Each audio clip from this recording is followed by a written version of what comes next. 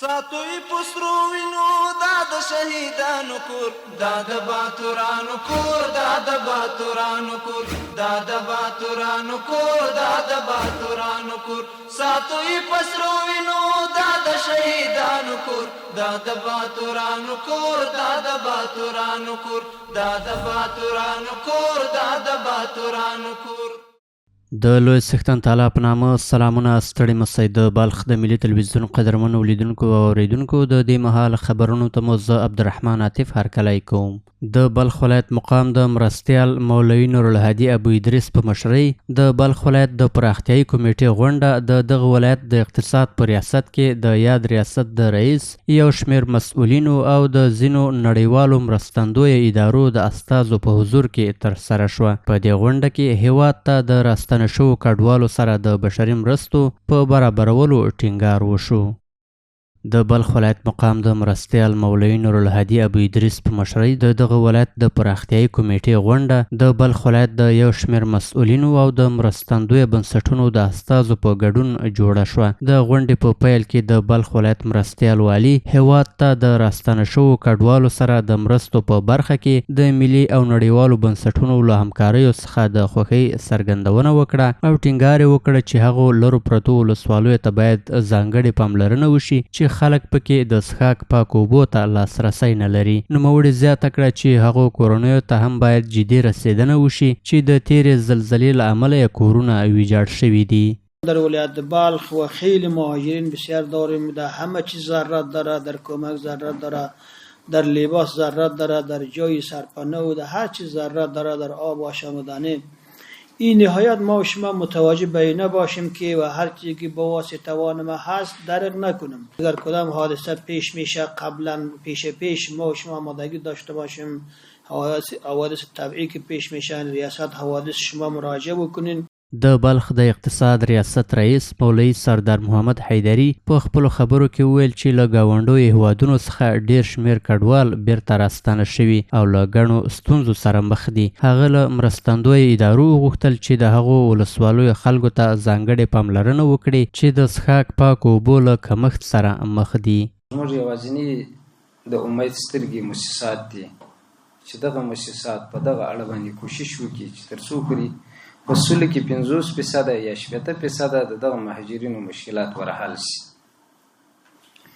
نو په دغه اړه حاجي معاون صاحب تاسو ته پوره وضاحت درکړي.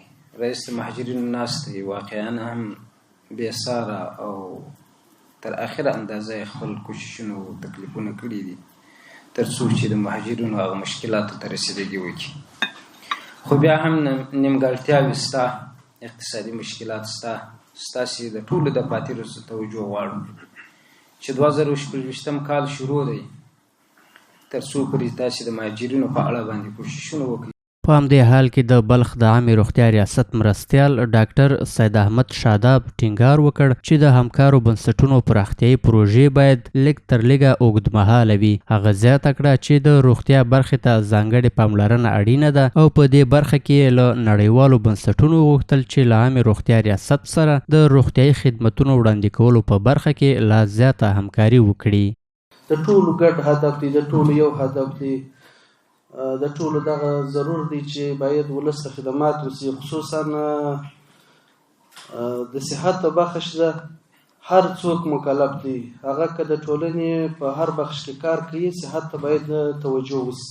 د غونډې په پای کې د یونیسف، د ملګرو ملتونو د بشري چارو دفتر یا اوچا او د UNDP دفتر استازو په خپلو خبرو کې ژمنه وکړه چې دوی به تل د مرستو رسولو په برخه کې خپلې هڅې لا ګړندۍ کړي او په لرو پرتو ولسوالیو کې د څښاک د پاکو اوبو د برابرولو، د روغتیایي خدمتونو، د کرنې، پوهنې او په بېلابېلو نورو اړینو برخو کې به پروژې پلان او عملي کړي. د بلخ ولایت امنیه قماندان ملا عبدالرازق راشد د دغه ولایت د علماو شورا له رئیس شیخ حیات الله حلیم او د دې شورا له یو شمېر غړو سره د امنیتي وضعیت، د امنیتي ارګانونو ترمنځ د همغږۍ او د پولیسو د مسلکي فعالیتونو په اړه خبرې اترې او لیدلوري سره شریک کړل.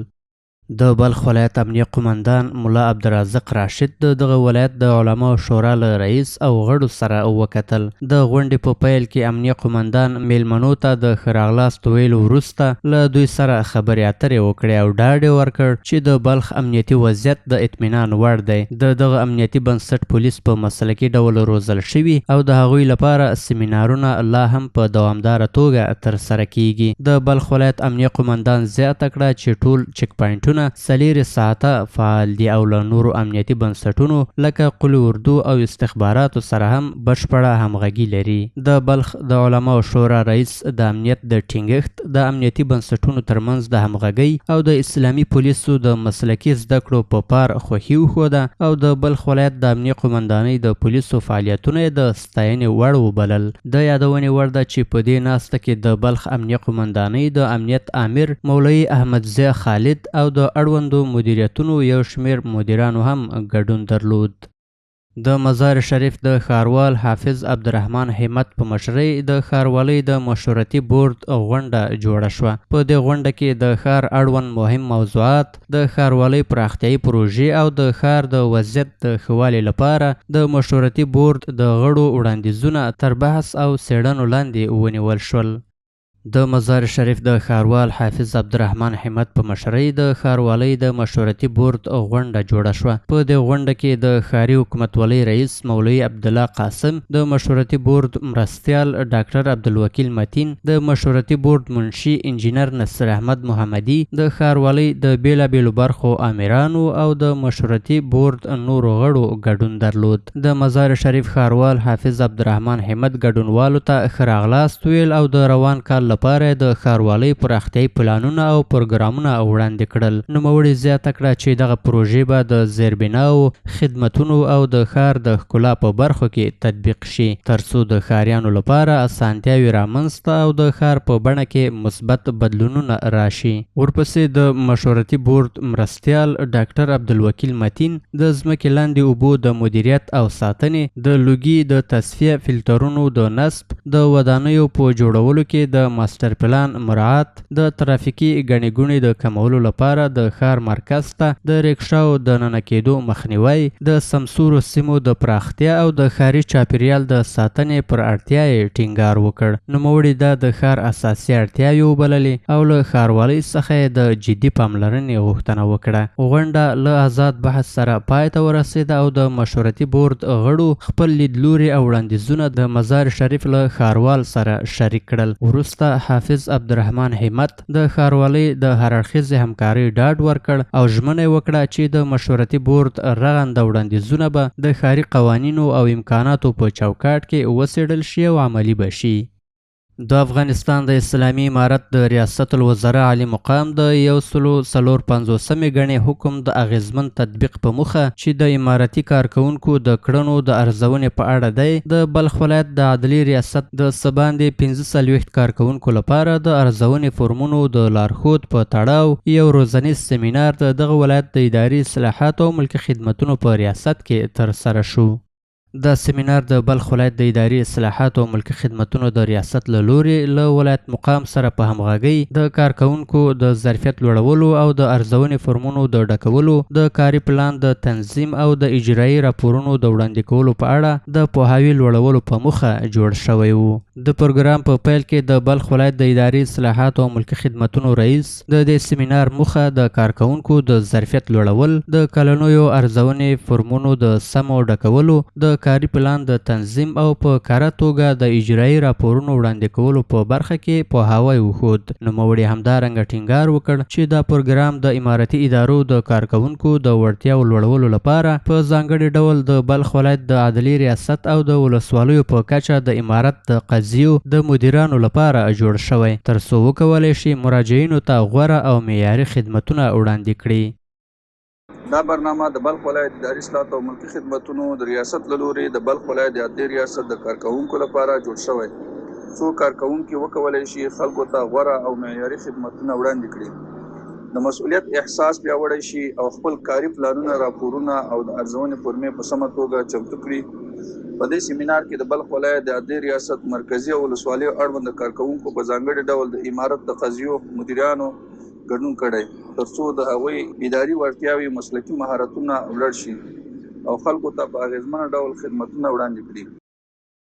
وروسته انجینر نیک محمد یعقوبی د دې پروګرام ارزښت ته په اشارې سره دا د مسلکي وړتیاو د لوړولو او د اداري خدمتونو د ښه والي لپاره اغیزمن وباله او له ګډونوالو یې غوښتل چې له دې فرصته غوره ګټه واخلي. له دې سره سم د اداري اصلاحاتو د ریاست کارپوهانو د نظري او عملي روزنو په وړاندې کولو سره د ارزونې فورمونو د ډکولو او د کاري راپورونو د تنظیم په اړه لازم لارښودونه تشریح کړل. د یادونې وړ ده چې په دې سیمینار کې د بلخ ولایت د عدلي ریاست څه باندې 45 کارکوونکو ګډون کړی وو او مسؤلینو دا د اداري مهارتونو د ښه والي او د کلنۍ ارزونې د بهیر د منظم تطبیق لپاره یو اغیزمن ګام وباله. د بلخ د ملي تلویزیون قدرمنو لیدونکو او اوریدونکو دا د دې مهال خبرونه تر بیا ښه وخت د الله په امان.